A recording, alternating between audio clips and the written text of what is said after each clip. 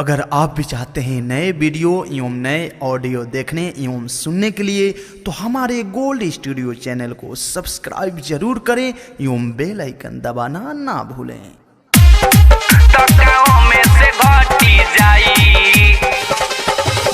हमरो के थी भाई भाई भाई भाई में से घटी जाई। Recording by Tia Films. तोहरा के देखते मन परेला ऊपर से चढ़ी जाई। तोहरा के देखते मन परेला ऊपर से चढ़ी जाई। तनी हमरो के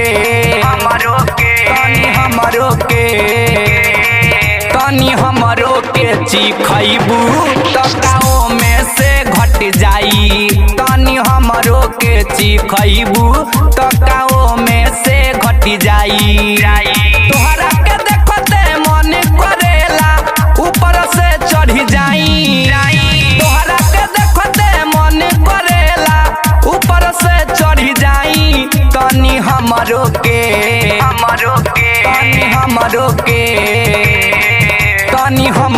के चिखैबू तकाओ में से घटी जाई। तनी हमरो के चिखैबू तकाओ में से घटी जाई।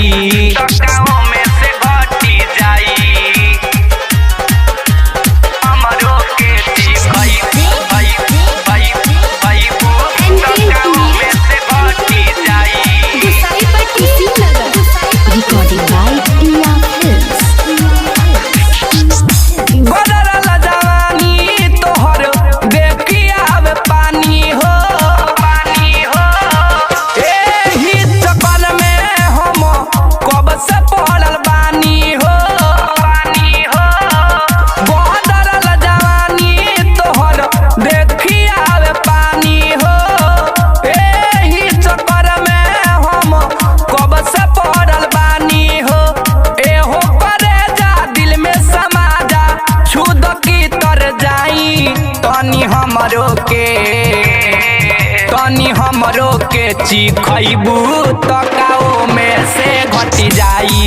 तनी हमरो के चिखैबू तकाओ में से घटी जाई।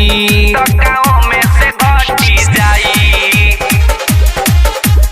हमरो के चिखैबू तकाओ में से घटी जाई।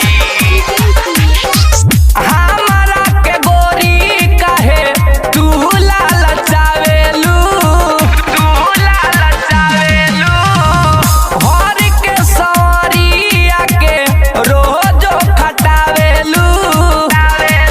हमारा के काहे गोरी तू लालचावेलू हर के सवरिया के रोजो खटावेलू। मुना मन मोही उत्तम अरुण के धैल बाहु कबाई। तनी हमरो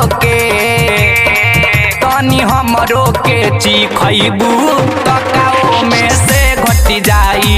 तनी हमरो के चिखैबू तकाओ में से घटी जाई। Recording by Tia Films.